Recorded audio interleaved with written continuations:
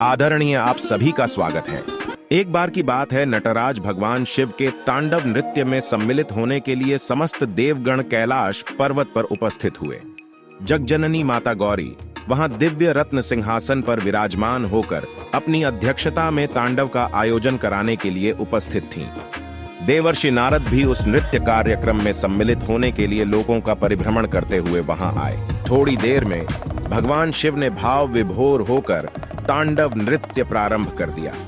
समस्त देवगण और देवियां भी उस नृत्य में सहयोगी बनकर विभिन्न प्रकार के वाद्य बजाने लगे।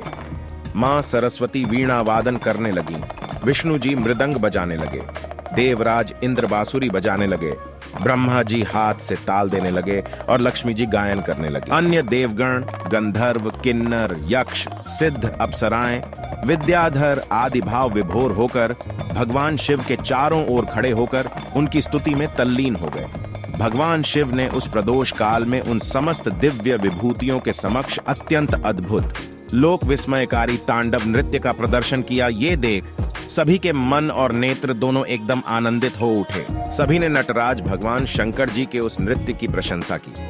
भगवती महाकाली तो उन पर अत्यंत ही प्रसन्न हो उठी। उन्होंने शिव जी से कहा, भगवान, आज आपके इस नृत्य से मुझे बड़ा आनंद हुआ है।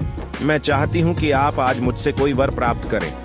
उनकी बातें सुनकर भगवान शिव ने नारद जी की प्रेरणा से कहा, हे देवी, इस तांडव नृत्य के जिस आनंद से आप देवगण तथा अन्य दिव्य योनियों के प्राणी आनंदित हो रहे हैं, उस आनंद से पृथ्वी के सारे प्राणी वंचित रह जाते हैं।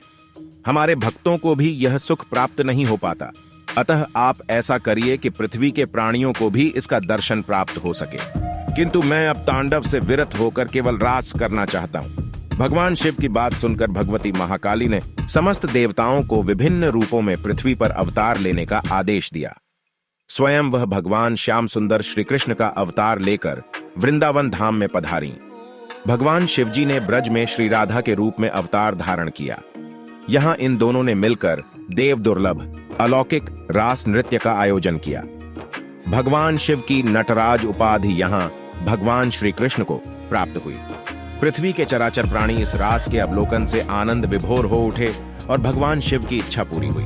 ये थी भोलेनाथ की लीला। श्री शिवाय नमस्तुभ्यम। धन्यवाद।